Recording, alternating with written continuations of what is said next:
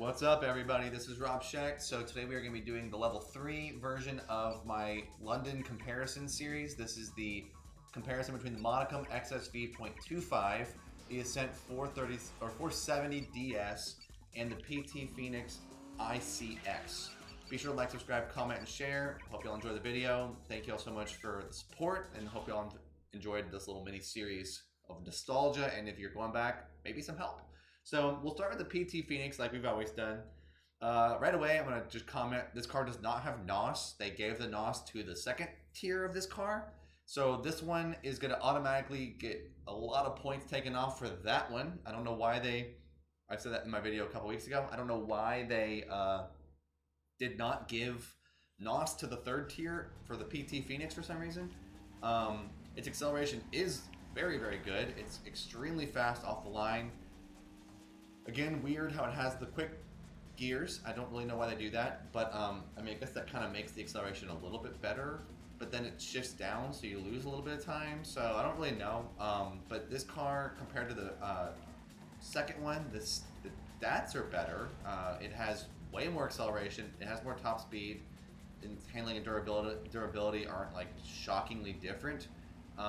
So you can tell that it really does get off the line quickly, but it's not as fast as NOS. Like, if you drive this car with NOS, you will go super fast. If you hit third gear, you'll be fine. With this car, you don't have NOS, so the fact that that power is taken away from the player, that control of like when to NOS is not an option anymore. It's very strange. That puts Kareem's third car at a huge disadvantage also compared to the Modicum XSV.25 and the Ascent 470 DSi. Those two cars both have NOS, so it's just going to be a noticeable shift. The handling of this car is not as good as the other two either. So as you can tell, as I'm just trying to keep it straight, it'll kind of shift its weight. It seems like it gets unsettled a lot too. So, kind way of saying, this car is pretty bad for a third tier in London. Like I would expect it to not be completely, just emasculated. It's got no NOS, has no handling, and it has a low top speed compared to the other two. Its acceleration is good, but the acceleration isn't even as good as the other two cars. So I don't really know what they were thinking with the PT Phoenix. I mean, giving the NOS to the second car was interesting, and it makes it where that car is very good for its little tier. But yeah, like, this car just has none of the features of the other two cars of the level 3. So I figure, since I'm always starting with the PT, it's kind of funny to start with the car that's noticeably bad compared to the other two. I mean, if I had to give this car a grade, it'd probably be like an 80, maybe. Because it just doesn't have, I mean, it probably should get a worse grade than that, but it just doesn't have the top speed to be able to last. It has good acceleration, but its acceleration is limited to its third and fourth gears because its first two gears are very quick. It does have a high acceleration for those two gears, but then you downshift and then immediately lose that advantage right away. So yeah, it's not a very good car, and it has no NOS, and it looks cool. That's about it. It looks good. It looks like a muscle car. I don't really know. I don't really have a lot to say about this car, so I think I'm just going to kind of move on to the Modicum XSV.25. Odd that they chose a lower decimal, a lower fraction for the third tier car. That bothered me when I was doing the playthrough of this game as well. But yeah, when you look at the stats, I mean, just compare those stats between the Modicum XSV and the Phoenix. It's pretty shocking how different those stats are. It's pretty funny. And this car is 5 NOS, which is unbelievable compared to the 0 of the the PT Phoenix. That's just so sad. I don't know. I mean, maybe they just realized that the PT Phoenix was a terrible car, so they were like, let's just give the NOS to level 2 so that people will use the level 2 one. And that's probably what most people did, was they were like, the level 2 has NOS and none of the other ones do, so let's use that for the level 2 round. The Modicum, again, is super interesting in that its first gear is terrible. This is the thing that's noticeable for all 3 of the Modicums. Off the line, they are very slow, but with the, I think I just drilled a person. That was my bad. Yeah, so the thing that's so funny about this car is its acceleration after gear 1 is insanely good. It's very, very good, but if you need a car that gets off the line quick, it's not going to be the Modicum, ironically, given that it has the highest acceleration, and it's true, its acceleration is insanely good. Once you get out of the first gear, it's so good. It's just getting off the starting line is so painful for this car. It screeches its tires, it can't handle the power output, and it goes really slow until it shifts gears to the second gear. And then it's great. Then it's great, honestly. Handling is fantastic for this car. It is so good in a straight line. It's also really good if you take a tight corner. It's the best car of the three, in my opinion. And it looks cool. It honestly does. It doesn't look... It still looks like a Mini, but it looks like a Mini that like someone who knows what they're doing with tuning up a Mini would do with the Mini. Good body kit, great handling. But if you nick a trash can or pile of garbage, you might do all of this. So that's not the car's fault. Don't blame the car. Its handling, though, is very, very good, especially when it's going fast. It can handle itself very well. That's the thing that always impresses me, is just how fast it can go and then how quickly it can stay under control in a pinch. But yeah, that first gear is brutal for this car. It puts the Ascent and the Modicum basically neck and neck. I think I would ever so slightly give the edge to the Modicum, just because it has one extra NOS, which you can use to get out of the crappy start that this car will give you for sure, guaranteed. The first gear is always going to be terrible. But the handling is fantastic, just so good. It's so smooth. Like, you can just take corners with this thing. You know, barring hitting another car, you can take corners very fast with this car because it's so under control. You can kind of do the same thing with the Ascent, but it's just not. The handling is a little bit worse for the Ascent, so that's just kind of one of those things where if you need to make a UE, it's going to be a little bit harder with the Ascent. If you need to make a quick corner, it's going to be a little bit harder with the Ascent. I think I would give a slight edge to the Modicum.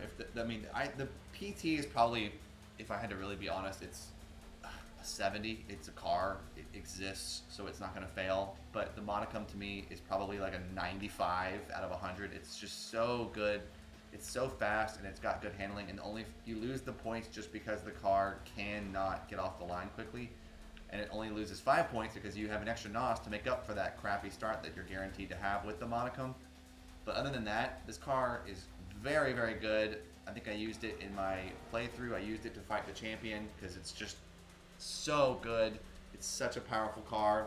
It really kicks butt. It is very weak, so be careful with that. Try not to hit anything with this car, because if you hit anything, you're going to notice a massive jump in your damage. It's very jarring, and it's pretty terrifying because I don't think you can actually damage yourself out in a race. It'll count as a fail, so try not to do that, obviously. But this car is very, very good. Once its wheels hit the ground, it is under control, and that's insane to do because I just went flying through the air there. But then once my wheels hit the ground, I was right under control again, and I can recover. It's a very good car. The Modicum XSV.25 is definitely the best of the three. Very close second to the Ascent, and I'll drive the Ascent in a second.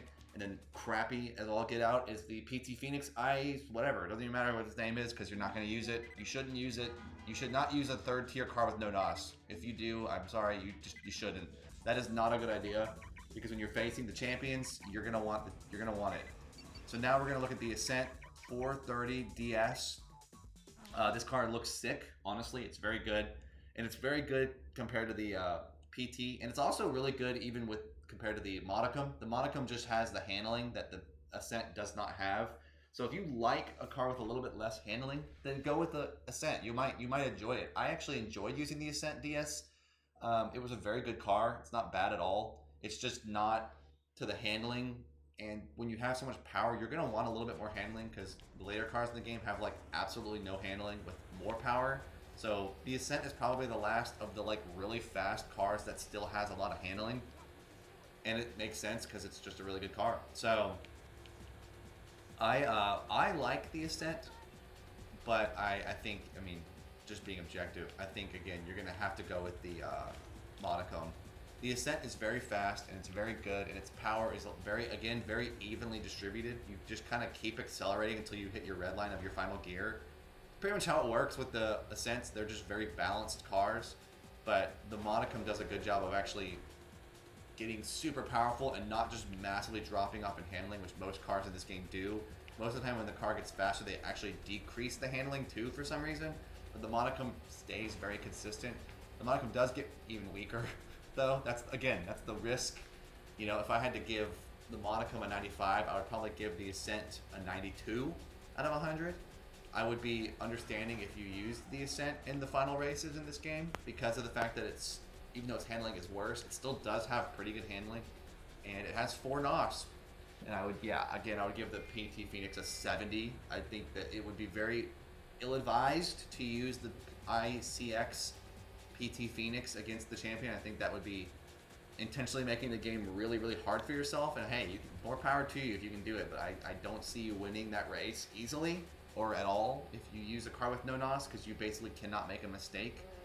NOS is essentially a get out of jail card, and if you have a car with no NOS, you better drive it perfect. So again, that's why I would lean Modicum over the Ascent, because the Modicum just stays under control a little bit better and has 1 extra NOS. But the Ascent is still a very good car. It's respectable. It looks good. It sounds good. It has an extra gear. It doesn't have a terrible start.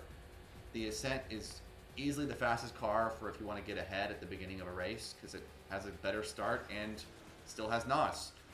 So I think if I had to give it, that's my final evaluation of the 3 cars in this game. I think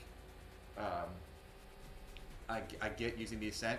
I get using the Modicum. I do not get using the PT in the level 3. I think the PT is designed for a level 2. It's the level 2 car that you should use, and that's it. I think they could have made the level 3 car basically even higher stats. It doesn't even have higher stats than the Modicum or the Ascent, and it has no NOS. So why would you use it? You know, like, it should have the craziest stats and have no NOS, but it has no NOS and underwhelming stats. I don't know what they were thinking. Anyway, the Ascent is very good. I'll drive it around a little bit longer. It's very fast. So is the obviously so is the Modicum. They're both just so good. I mean, the way I see it is, I don't know if they planned this, but it seems like they basically have one car that's the best for each series, each of the little tiers, and I noticed that as well with the New York cars. With what I assume, I don't know if this is actually true, but it seems to me like they made the Ascent 235 to be the best Ascent. They made the PT Phoenix DDX to be the clear better of the tier 2, and then they made the Modicum just so insanely good and basically just have no durability. They basically were like, let's just make a car that has the best handling, the best of every stat except for durability, and then make it the Modicum. And that's what they did. So I hope this helps. If you agree, let me know. I want to see what y'all think in the comments below. Let me know what y'all think about what cars you think are the best of the 3 and how you would rank the order of each one. I'd just like to hear what y'all have to say. So hope this helps. Hope y'all enjoyed the videos. Now I'm going to be moving on next week to actually unlocking more things and also finishing up the max speed tests. So we'll start getting it going. But thank y'all for the support. Hope y'all enjoyed the video and have a wonderful day or night. Peace.